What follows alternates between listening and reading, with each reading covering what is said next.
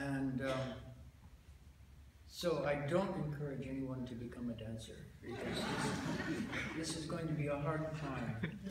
But if you do, just know that it's going to take you a long time to mature, and you have to be patient with yourself. And you're going to have to go to those classes. You don't have to like a class. You don't have to do anything other than do the class and do it regularly to get your body strong. And that will be a basis for your health for the rest of your life. So why not? Why everybody should be dancing, you know, on the basis of that. It is, you know, if you don't do it to extreme, it's fantastic for your body. It's fantastic for your health.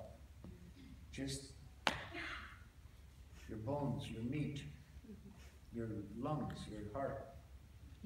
Great stuff.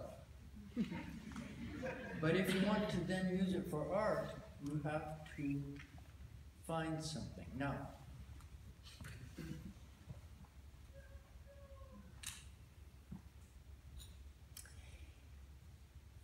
is there always something there to find? You know, is this a fool's errand? Have we found it all and we won't find much new dance in the future? Have we seen everything? Doesn't it feel like that? No, man, there's so much of it, and there's so many people, and they're all different, and okay, we get it, you know.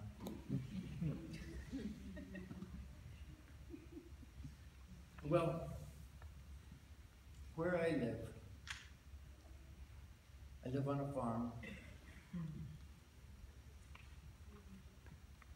I live in a kitchen, basically, with a window facing south, onto a gentle hill with a tree. In the spring, grass grows there. The tree has blossoms. In the winter, it is snow, very far north in Vermont. The tree is bare. There are trees in the background, naked, cold trees. And I look out every day, and I feel something. After, I've been there for 50 years, looking out this window, more or less. I feel something, and what I feel is the molecules of that hillside. After all this time, my vision, not my actual eyes, but my vision is saying, this place is alive. Every bit of it is alive. The dirt is alive. The plants are alive. Every molecule is transforming into something else. They get to a certain point, they start to decay, they transform to something else. They come up again. The cycle is happening. It's molecular. I'm seeing it on a molecular level. These molecules are not set in stone. These molecules are adapting and changing. So it's like 1 trillion changes are happening at any one time in my yard. And they're not all happening in the same way that they happened. The changes are happening, they're adapting a little bit into something else, Talking about evolution in a way. I'm talking about evolution in miniature, micro miniature. I'm talking about our atoms, our molecules changing. We know they do. We know we've changed. Even though you feel the same, I feel the same as me, as you feel as you, you know you've changed.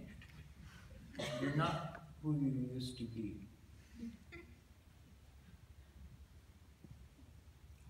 nor will you stay who you are now. This is so scary. What am I about to say next? I don't know.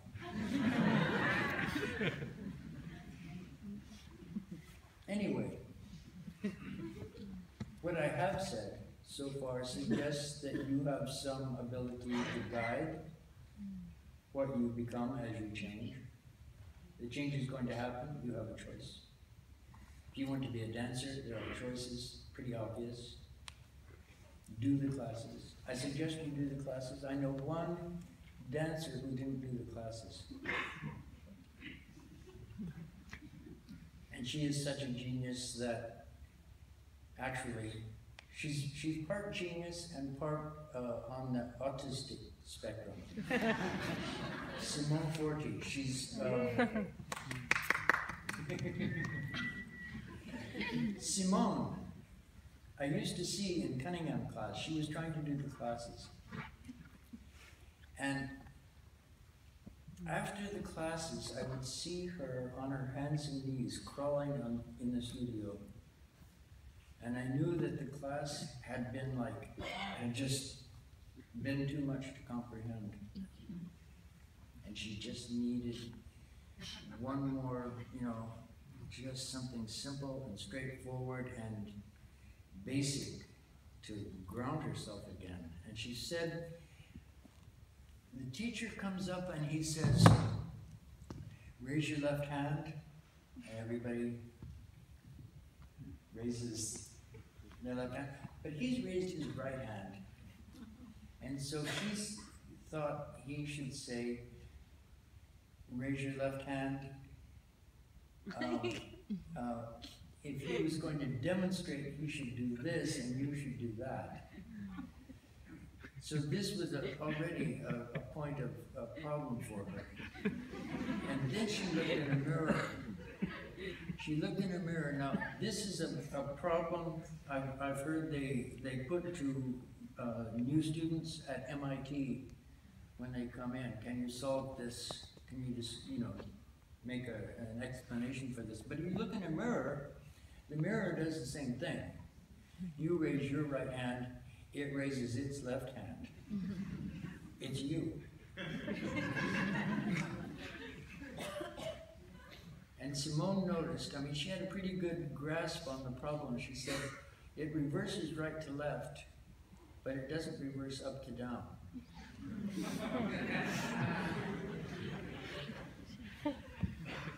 Anyway, this meant that the dance class scenario, the studio scenario, was difficult for her. And she went on to develop her own work, which started with very basic work and ended up at a place that I would consider shamanistic. But she was unrelenting. Now she's somebody who tasted the dance techniques, but was not adapted or was not compliant enough, was too stubborn, maybe, I don't know. She's now in her 80s, she's still performing. I think she's been injury-free. So that means she has not hurt herself working on her body, with her body. It's altogether a weird idea to take a body. As a matter of fact, to take a body and turn it into an art thing. It's one thing to make art of bodies, of people fighting or lovers, trysting, or, one thing to make a painting of it, or a sculpture of it, or to make art of it, but to do it with it, as theater does, as music does, as dance does. And dance is particularly strange because movement is so hard to understand. It's so hard to describe, and I think that's one reason that in the dance techniques they all make a simplification of human movement. So when you study a dance technique, you're not studying movement, you're studying really a small area of what movement can be. And if you were then to study martial arts, you would have a different slice of the human movement. And Tai Chi, a different slice of human movement. Or ethnic dance. What I saw in Bali absolutely blew me away. Such a beautiful, complete exploration of movement types that I didn't know, done in glorious compositions. Nothing of my dance was there to be seen. So, is there more? I think there is more. I think more is evolving. I think we are evolving. I think you have to evolve. There's all kinds of evolution. You know,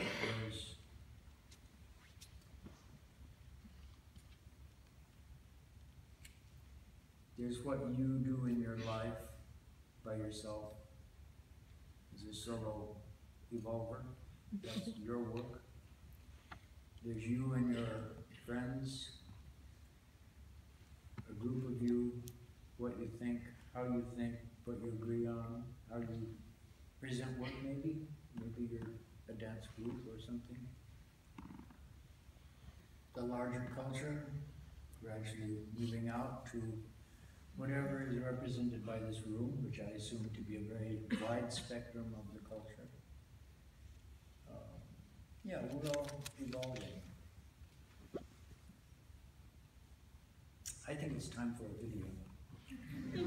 I'm going to show first, go ahead. Go ahead. Okay. So, can you please show how you're talking about doing smiling? Smiling, a dance I made to think about and comment on facial expressions in contemporary culture. Cut these lines.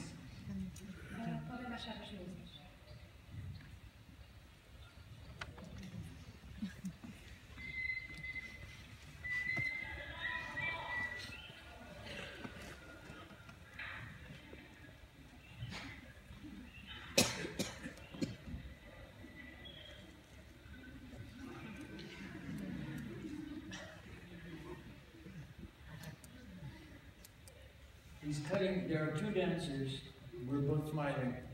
He's cutting, the photographer cut to the audience for no reason that I can see.